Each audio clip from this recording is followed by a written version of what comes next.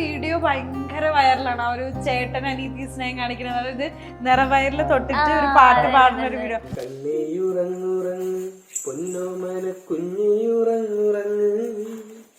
കണ്ണനെ കണ്ടു കണ്ട് ചിരിച്ചും കൊണ്ടോ മനമുത്തുറങ്ങ്. എനിക്ക് ഒന്നാമത്തത് താല്പര്യം ഉണ്ടായിരുന്നില്ല ആ സമയത്ത് കല്യാണത്തിന്. കുഞ്ഞല്ലടാ, ഡിഗ്രി കഴിഞ്ഞോളൂ നമ്മള് പൊടി. അപ്പൊ ആ ഒരു ധൈര്യത്തിൽ ഞാനിങ്ങനെ അടുക്കളയിൽ നോക്കിയപ്പോൾ നല്ലോണം മുടി കുഞ്ഞി മീശ കാക്കോള് കൊണ്ട് പോലും ഞങ്ങൾ ആരും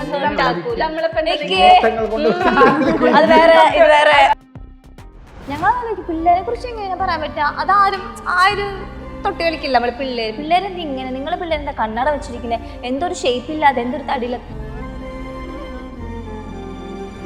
ഞാൻ നിങ്ങളുടെ വീഡിയോസ് കാണാറുണ്ട്, ഒരു 3-4-5 ലെറ്ററുകൾ.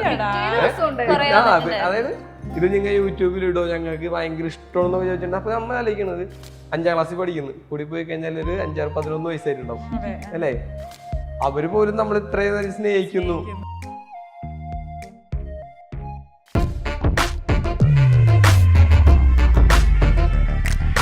നിങ്ങളുടെ ഒരു വീഡിയോ ഭയങ്കര വൈറലാണ്. ആ ഒരു ചേട്ടൻ അനീതി സ്നേഹം കാണിക്കുന്നത്, അതായത് നിറവയറിൽ തൊട്ടിട്ട് ഒരു പാട്ട് പാടുന്ന ഒരു വീഡിയോ. അയ്യോ, സോ ഹാർട്ട് ടച്ചിങ്. ഓക്കെ, അപ്പം ഇനി ഞാൻ നേരത്തെ ഇവിടെ ചോദിച്ച ചോദ്യം അഞ്ജുവിന്റെ അടുത്ത് ചോദിക്കുകയാണ്. അതായത് 19 ഇയേഴ്സേ ഉള്ളൂ, നമുക്ക് ഒരു ലൈഫ് പാർട്ട്ണറിനെ എന്തൊക്കെയാണ് എന്നുള്ളത് സോർട്ട് ചെയ്ത് തിരിച്ചറിയാൻ പറ്റാത്തൊരു പ്രായമാണ്. നമ്മൾ ആ ഒരു ഫാന്റസി ഇതൊന്നും നമ്മൾ പുറത്തു വന്നിട്ടില്ല. എങ്കിലും ഇപ്പം ഒരു ലക്കാണ് നിതീഷേട്ടൻ്റെ മാതിരി ഒരു പാർട്ട്ണറിനെ കിട്ടിയത്. എങ്കിലും എന്ത് കണ്ടിട്ടായിരുന്നു അന്ന് ആ ഒരു കല്യാണത്തിന് ഓക്കെ അടിച്ചത്? അതോ എന്ത് കണ്ടിട്ടുണ്ടാ ഞാനേ അച്ഛനമ്മയും പറഞ്ഞു അങ്ങനെയൊന്നല്ല. എനിക്ക് ഒന്നാമത്തത് താല്പര്യം ഉണ്ടായിരുന്നില്ല ആ സമയത്ത് കല്യാണത്തിന്. എനിക്ക് അങ്ങനെ പിന്നെ കല്യാണത്തിന് കുഞ്ഞല്ലടാ, ഡിഗ്രി കഴിഞ്ഞിട്ടുള്ളൂ നമ്മള് പൊടി കഴിഞ്ഞിട്ടുള്ളൂ നമ്മള്. അപ്പൊ ഞാൻ പറഞ്ഞു, അപ്പൊ നമ്മുടെ കസിനാണ് കൊണ്ടുവന്നത്. അപ്പൊ കസിൻ പറഞ്ഞു, എടി അവൻ അങ്ങനെ ആരും ഇഷ്ടപ്പെടുന്നില്ല, കുറെ എണ്ണത്തിനെ കണ്ടത് അവൻ, അപ്പൊ ഇഷ്ടപ്പെടുന്നില്ല എന്ന് പറഞ്ഞു. അപ്പൊ ആ ഒരു ധൈര്യത്തിൽ ഞാനിങ്ങനെ അടുക്കളയിൽ ഇങ്ങനെ നോക്കിയപ്പോൾ നല്ലോണം മുടി കുഞ്ഞി മീശ കേട്ട് നല്ലൊരു ചെക്കൻ. അപ്പൊ എനിക്ക് ഫസ്റ്റ് കണ്ടപ്പോൾ കുഴപ്പമില്ല, കാണാൻ അത്യാവശ്യം കുഴപ്പമില്ലാത്ത ഒരു ചെക്കൻ. സുന്ദരനാണ്. അപ്പൊ അതാണ് എനിക്ക് ഫസ്റ്റ് ഇഷ്ടമായത്. പിന്നെ ഞാൻ അന്ന് തന്നെ എനിക്ക് നമ്പർ കിട്ടി. നമ്പർ കിട്ടിയിട്ട് ഞങ്ങൾ കുറെ ഇങ്ങനെ വിളിച്ചു, സംസാരിച്ചു. അപ്പൊ എന്റെ കറക്റ്റ് എന്റെ ഒരു വൈബിന് പോകുന്ന ഒരാളാണ്. കൊറേ കാര്യങ്ങളൊക്കെ പറയാനുണ്ടായിരുന്നു. അപ്പൊ കൊറേ കാര്യം സംസാരിച്ചു. അപ്പൊ ആള് ഓക്കെ, സെറ്റാണ്. അപ്പൊ ഇതന്നെയായിരിക്കും തലയിൽ വരച്ചത് ഇടിച്ചത്. അത്യാവശ്യം ഏജ് ഡിഫറൻസ് ഉണ്ടോ? 9 വയസ്സ് വ്യത്യാസം. 9 വയസ്സ് വ്യത്യാസമുണ്ട്. അപ്പം ആ ഒരു ഏജ് ഡിഫറൻസിലെ 19 വയസ്സിന് കുഞ്ഞു കുട്ടിയല്ലേ? ഇപ്പൊ ചേട്ടൻ മറ്റേ പൂമുഖ വാതിൽക്കൽ സ്നേഹം തുളുമ്പുന്ന പൂന്തികളാവുന്ന ഭാര്യനെയാണോ ചേട്ടൻ പ്രതീക്ഷിച്ചത്? ഇപ്പോഴും പ്രതീക്ഷിച്ചില്ല. ഓക്കെയാണ്. എന്താ വെച്ചിട്ടുണ്ടെങ്കിൽ നമുക്ക്, ഞാനിപ്പോ പറയുന്ന നമ്മ കല്യാണം കഴിഞ്ഞെന്നും പറഞ്ഞോണ്ട് വേറൊരു കല്യാണം കഴിഞ്ഞു ഞാൻ വേറൊരാളാവണം, എനിക്ക് കുറച്ച് ഉത്തരവാദിത്തങ്ങൾ കൂടി എന്നൊക്കെ നമ്മ മനസ്സിൽ കരുതിക്കൊണ്ട് തന്നെ നമ്മ എന്റെ ഉത്തരവാദിത്തം കാണിക്കട്ടെ എന്ന് പറഞ്ഞുകൊണ്ട് നമുക്ക് വീട്ടിലൊരു അച്ഛൻ്റെ അടുത്തായാലും ഇപ്പൊ അനിയന്റെ അടുത്തായാൽ പോലും ഞാൻ അങ്ങനെ പെരുമാറി വിചാരിക്കും. അപ്പൊ വിചാരിക്കും, ചേട്ടൻ ഇങ്ങനെ ഇരുന്നില്ലല്ലോ. അപ്പൊ അവിടെ ആയിക്കൂടെ വന്ന വ്യത്യാസം എന്തോ, ഒരു പെണ്ണ് വീട്ടിലേക്ക് വന്ന് കയറി. അപ്പൊ പറയും, അവള് വന്ന് കയറിയപ്പോ അവന്റെ സ്വഭാവം മാറി. പക്ഷെ സംഭവിക്കുന്ന ദിവസം എന്താ, വന്ന് കയറിയ പെണ്ണൊന്നും പേടിച്ചിട്ടുണ്ടാവില്ല. നേരെ തിരിച്ച് നമ്മ അവിടെ നിൽക്കുന്ന ആണുങ്ങൾ പറയും, ഞാൻ നീ ഉത്തരവാദിത്തം കുറച്ച് കാണിക്കണം. അപ്പൊ എനിക്ക് കുറച്ച് ഉത്തരവാദിത്തം എന്ന് പറയുന്ന അവര് വിചാരം, ഇപ്പൊ ആണുങ്ങൾ വിചാരം എന്നിട്ടാ കുറച്ച് സ്റ്റേണായിട്ട് നിക്കണം എന്നൊക്കെ ആയിരിക്കാം. പക്ഷെ അങ്ങനൊക്കെ നിന്ന് വരുമ്പോ വീട്ടുകാർക്കും ബന്ധുക്കാർക്കും തോന്നും, വന്ന് കയറിയ പെണ്ണിന്റെ വ്യത്യാസം ഉണ്ടാക്കാണ്. അപ്പൊ അവനത് അങ്ങനെ ആയിരുന്നു. പക്ഷെ അവരൊന്നും ഒരു മനസ്സിൽ പോലും ചിന്തിക്കാത്ത കാര്യമായിരിക്കും.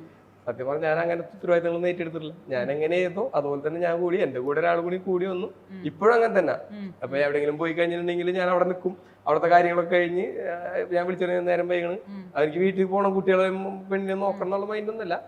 അവിടുത്തെ കാര്യങ്ങൾ ചെയ്ത് എല്ലാവരോടും ഓക്കെ കളിച്ച് ചിരിച്ചൊക്കെ നടന്ന് അതേ സെയിം വൈകിട്ട് തന്നെ നിൽക്കാൻ പറ്റുന്ന എന്തുകൊണ്ട് ഇല്ലാന്ന് പറയുന്നില്ല.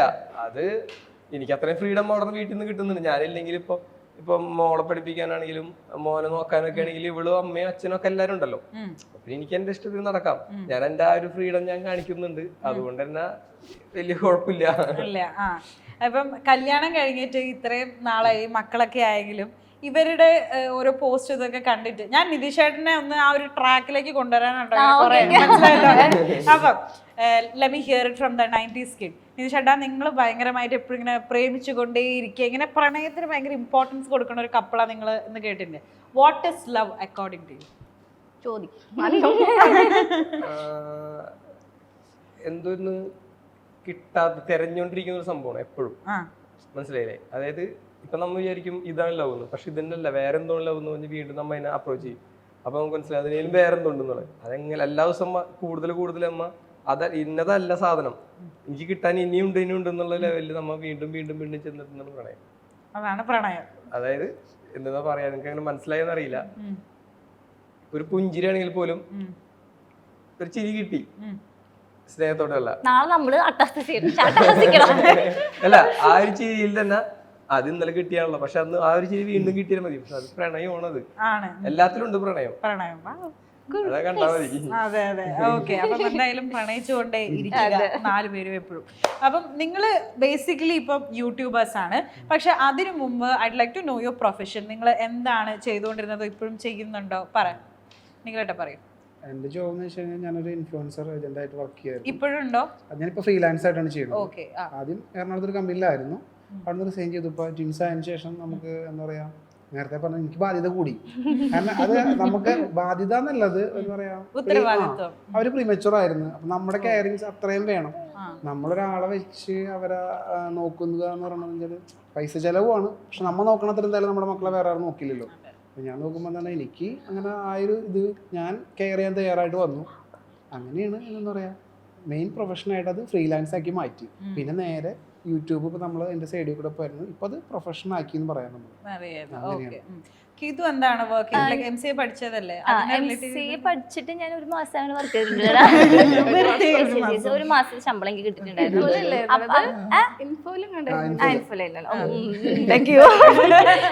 അതെ. എന്നിട്ട് ആ സമയത്ത് പ്രഗ്നന്റ് ആയി. അപ്പൊ ഞാൻ വിചാരിച്ചു എനിക്ക് സുഖമില്ല, പക്ഷെ പ്രഗ്നന്റ് ആയിരിക്കും നമ്മൾ വർക്ക് ചെയ്യുന്നത് ശരിയല്ലല്ലോ എന്ന് വിചാരിച്ചു. എനിക്ക് പറ്റുന്നുണ്ടായിരുന്നില്ല, അതോടെ ഞാൻ അവൾക്ക് ജോബ് ചെയ്യുന്ന സമയത്ത് ഭയങ്കര ടെൻഷനായിരുന്നു. അങ്ങനെ ലാപ്പിൽ ഇരിക്കാൻ പറ്റില്ല, പിന്നെ ഭയങ്കര സ്ട്രെസ് ആയിരുന്നു അവൾക്ക്. അപ്പൊ പറ്റില്ല ക്ഷീണം അങ്ങനത്തെ. അപ്പൊ നമ്മളത് വേണ്ടെന്ന് വെച്ച് കഴിഞ്ഞാൽ അവൾക്ക് ജോലി കുറെ നാളൊക്കെ ഇനി വേണ്ട. അപ്പം 19ാമത്തെ വയസ്സിലാണ് കല്യാണം കഴിഞ്ഞത്. അല്ല, അത് കഴിഞ്ഞ് തുടർന്ന് പഠിക്കാൻ പോയിട്ടുണ്ടായിരുന്നോ? ഞാൻ ഡിഗ്രി കഴിഞ്ഞിട്ട് പിന്നെ M.Com ചെയ്തത് വീട്ടിൽ ചെന്നിട്ടാ. കാരണം അച്ഛന് ഭയങ്കര ഇഷ്ടമാണ്. ഒരു മിനിറ്റ്, ഞാൻ വരാവേ. ഒന്ന് പാറു പറയൂ. പാറുവിന് ആരും ഇഷ്ടം? അമ്മേനെയോ മേമേനെയോ അച്ഛനെയോ എന്താ വിളിക്കണേ, ചെറിയച്ഛൻ, ചാച്ചനെയോ? ആരും ഇഷ്ടം? എന്നെയാ? ശരിക്കും പറയേ, ആരും ഇഷ്ടം ചൂണ്ടി കാണിക്കും.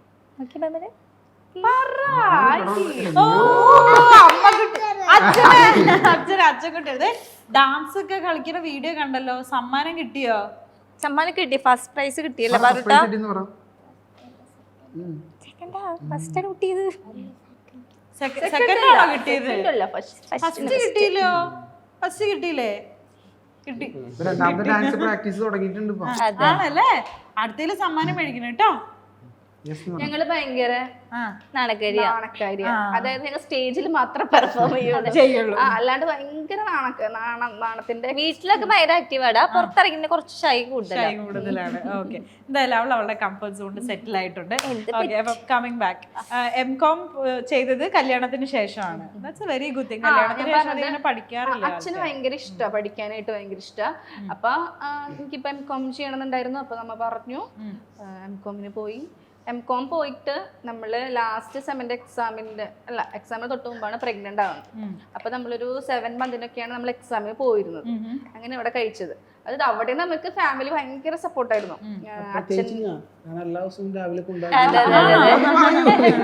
അങ്ങനെയാ. പിന്നെ ഞാനും നിഖിലും ഭയങ്കര, അതായത് ക്യാരക്ടർ വെച്ചിട്ട് ഇവർ 2 പേരെ മാച്ച്. ക്യാരക്ടർ വെച്ചിട്ട് കീത്തും ഏട്ടനും ഏകദേശം. ഞാൻ ഭയങ്കര പാവാ, വീട്ടിലെ ഏറ്റവും പാവം ഞാനാ. ഞാൻ കൊച്ചു കാര്യങ്ങൾ ചെറിയ വലിയ കാര്യത്തിനൊന്നും പ്രശ്നമില്ല. ചെറിയ കാര്യത്തിന് നോക്കിയില്ല, കണ്ടില്ല, പിടിച്ചില്ല, അങ്ങനത്തെ കാര്യത്തിന്. പക്ഷെ സ്വഭാവം വെച്ച് ഇവർ 2 പേരും ഏകദേശം മാച്ച്. ചേട്ടന് സെൻസിറ്റീവ് ആണോ? ചേട്ടൻ സെൻസിറ്റീവ് ആയാലും ചേട്ടനത് ഒട്ടും സെൻസിറ്റീവ് അല്ല ചേട്ടൻ അങ്ങനെ ഒട്ടും ഒരു വികാരം ദേഷ്യം വന്നാലും അങ്ങനെ ഒന്നും പ്രകടിപ്പിക്കാത്തൊരു. പക്ഷെ ഞാനും നിഖിലും സെയിമാ. അതെ, ഇവര് ഭയങ്കര ബോൾഡാ, ഇവര് കാര്യങ്ങളൊക്കെ ഓപ്പൺ ആയിട്ട് പറയും. പക്ഷെ ഞാനും ഏട്ടനൊക്കെ എന്താ പറയാ മറ്റുള്ളവരെ പ്ലീസ് ചെയ്തിട്ട് സംസാരിക്കും. എനിക്ക് വാക്കുകൾ കൊണ്ട് പോലും ഞങ്ങൾ ആരും ഉണ്ടാക്കൂല. അത് വേറെ ഇത് വേറെ. ഞാൻ ഏറ്റവും കൂടുതൽ ഹർട്ടാക്കുന്നത് നിഖിൽ ചേട്ടനെയാണ്. നിഖിൽ ചേട്ടൻ നിക്കിനെയാണ് നിക്കിനെയാണ്. അത് എനിക്ക് നമുക്ക് കൂടുതൽ ഫ്രീഡം ഉള്ള അടുത്തല്ല. ഞാൻ തല്ലുകൊണ്ട് ആകെ ഒരാള് നിക്കായിരിക്കും. അപ്പൊ ഞാൻ കൂടുതൽ വിഷമിപ്പിക്കുന്നത് നിക്കിനായിരിക്കും. പിന്നെ ബാക്കി എല്ലാവരും ഓക്കെ ആയിട്ടാ ഞാൻ ചേട്ടനൊക്കെ എല്ലാവരും വീട്ടിൽ സംസാരിക്കും. പക്ഷെ ഇവരങ്ങനെയല്ല. ഇവര് എന്ന് പറഞ്ഞിട്ടുണ്ടെങ്കിൽ അപ്പോഴേക്കും തക്കതായ മറുപടികൾ പറഞ്ഞു കൊടുക്കും. ഞങ്ങൾ അങ്ങനെ എല്ലാവരും ശരി പീപ്പിൾ പ്ലീസേഴ്സ് ആയിട്ട് സംസാരിക്കാം. ഞങ്ങൾ ഭയങ്കര സ്ട്രൈറ്റ് ഫോർവേഡ് ആണ്. നേരെ വാ നേരെ പോകും ആ ടീമടങ്ങൾ. പിന്നെ വേറെ കുറെ കാര്യങ്ങളായാലും അത് മാത്രല്ല കേട്ടോ, ദേഷ്യത്തിന്റെ കാര്യം മാത്രല്ല, വേറെ കുറെ കാര്യത്തിലായാലും നമ്മള് ഞങ്ങളുടെ ധാരണകളൊക്കെ ഒരേപോലെ ഇരിക്കും. അതായത് കാഴ്ചപ്പാടൊക്കെ ഒരേപോലെ. അപ്പം ഇങ്ങനെയുള്ള ഒരു ഇത് എന്താ പറയാ, വീട്ടില് നിങ്ങൾ എല്ലാരും കൂടെ ഒരുമിച്ച് വരുന്നത് ലൈക് രണ്ട് ഡിഫറെന്റ് വീട്ടിൽ നിന്നുള്ള ആൾക്കാരാണ്. രണ്ടും സ്വഭാവങ്ങൾ ഇതാണ്. അപ്പം ഒരാള് സെൻസിറ്റീവ്, ഒരാള് സ്ട്രേറ്റ് ഫോർവേഡ്.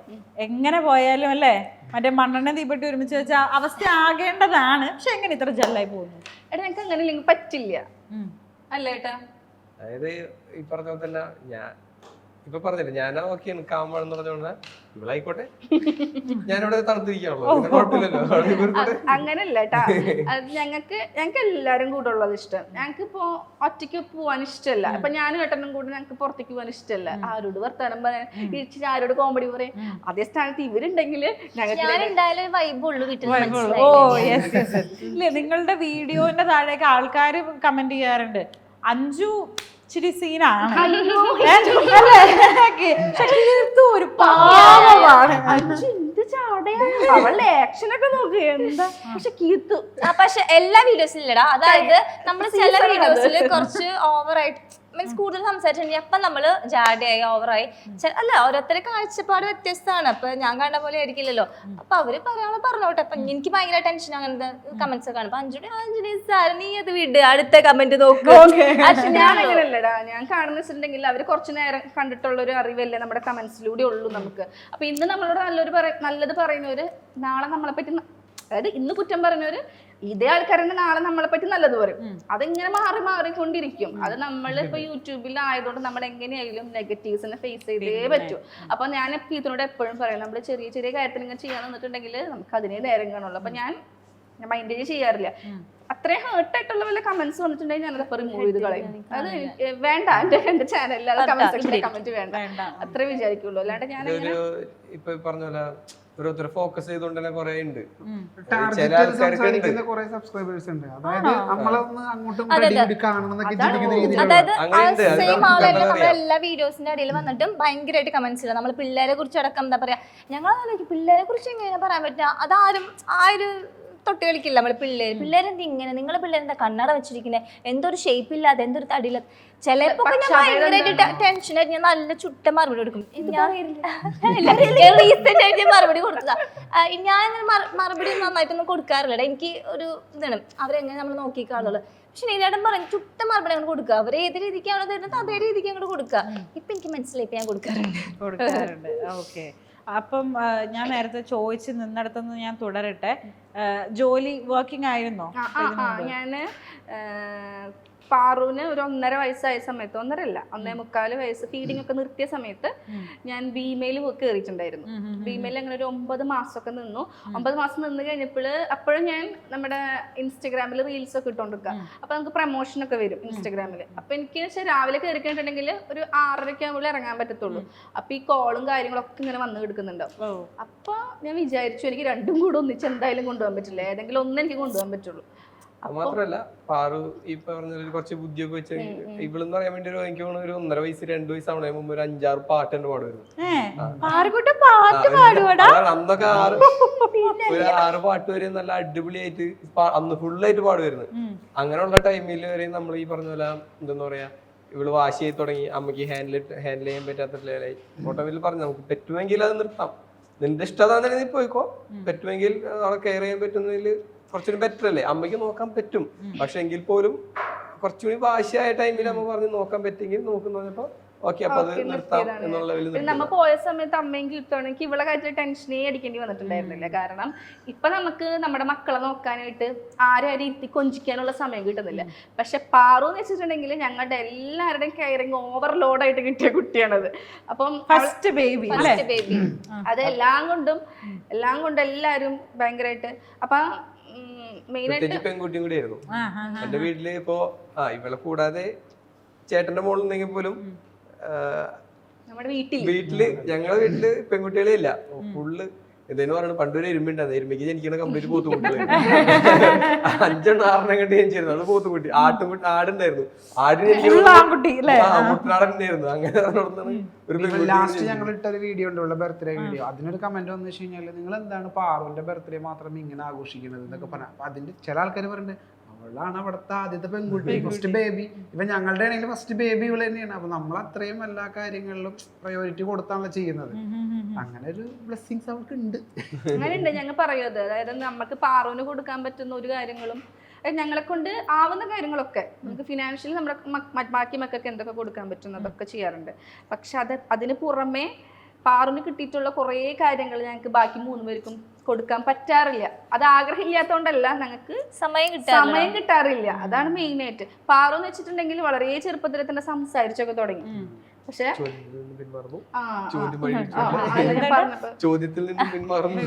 ഞാനിങ്ങനെ പറഞ്ഞു പോയതാ. അപ്പൊ അങ്ങനെയാണ്. അപ്പൊ ജോലിയില്ല പറഞ്ഞത്. ജോലി അപ്പോ അവിടെ വെച്ചിട്ട് ക്വിറ്റ് ചെയ്തായിരുന്നു. ചേട്ടൻ വർക്ക് ചെയ്യുന്നു? ഞാൻ മെക്കാനിക്കാണ്. ഹൈഡ്രോളിക് മെക്കാനിക് ആണ്. ഒരു 18 വർഷത്തോളം ഈ JCB ആണ് മെയിനായിട്ട് ചെയ്യുന്നത്. ഇന്ത്യ ടെക് എന്ന് പറഞ്ഞൊരു കമ്പനിയിൽ വർക്ക് ചെയ്തായിരുന്നു. ഒരു 6 നാട്ടില്. പിന്നെ ഒരു 3 കൊല്ലത്തോളം ഗൾഫിന് പോയി. പിന്നെ ഇപ്പോൾ സ്വന്തമായിട്ട് തന്നെ ചെയ്തുകൊണ്ടിരിക്കുന്നു. അത്യാവശ്യം വർക്ക് ഉണ്ട്. ഇന്നലെ വരെ ഉണ്ടായിരുന്നു വർക്ക്. ഇന്ന് ഇന്റർവ്യൂ ആണ്. ഓക്കെ. അപ്പം ഈ ഒരു സ്റ്റാർഡം, ഈ ഒരു ഫെയിം പുറത്തേക്ക് ഇറങ്ങുമ്പോൾ ആൾക്കാർ നിങ്ങൾക്ക് തരുന്ന സ്നേഹം, നമുക്ക് നെഗറ്റീവ് ഒക്കെ മറക്കാം. ആ ഒരു കാര്യത്തിൽ നിങ്ങൾക്ക് ഭയങ്കര ഒരു സന്തോഷം തോന്നുന്നുണ്ടാവില്ലേ? എപ്പോഴെങ്കിലും പ്രതീക്ഷിച്ചു ഈ ഒരു ലൈം ലൈറ്റ് അല്ലെങ്കിൽ എന്തെങ്കിലും ആഗ്രഹിച്ചിട്ടുണ്ടായിരുന്നോ? എടാ, നമ്മൾ ഒട്ടും പ്രതീക്ഷിക്കാത്തൊരു സംഭവമാണിത്. നമ്മൾ യൂട്യൂബ് ചാനൽ സ്റ്റാർട്ട് ചെയ്തപ്പോഴടക്കം ഇങ്ങനെ ആവുന്നൊന്നും വിചാരിച്ചിട്ടില്ല. പക്ഷെ ഫാമിലി ആയിട്ടുള്ള ചാനൽ ആയതുകൊണ്ട് അത് ക്ലിക്കായി, ആൾക്കാർക്ക് ഇഷ്ടപ്പെട്ടു തുടങ്ങി. പിന്നെ പുറത്തിറങ്ങുമ്പോൾ ഓരോരുത്തരായിട്ട് വന്ന് അപ്പൊ ഒക്കെ നമുക്ക് ഭയങ്കര സന്തോഷം. ഒരാളെങ്കിലും അയ്യോ ഇതെന്ത് നമ്മളെ അന്വേഷിച്ച് വന്നതാണെന്നൊക്കെ. പിന്നെ കുറെ പേര് ഗിഫ്റ്റ് ഒക്കെ അയച്ചു തരാൻ തുടങ്ങി, ഡ്രസ്സ് അല്ല ഫ്രെയിംസ് ഒക്കെ അയച്ചു. അപ്പൊ നമുക്ക് ഭയങ്കര സന്തോഷമായിരുന്നു. ഇതൊക്കെ നമുക്ക് ഭയങ്കര വാല്യുബിൾ ആയിട്ടുള്ള കാര്യമല്ലടാ. പുറമേ ഉള്ള ഒരാളെ നമ്മൾ സ്നേഹിക്കാൻ ശീലം.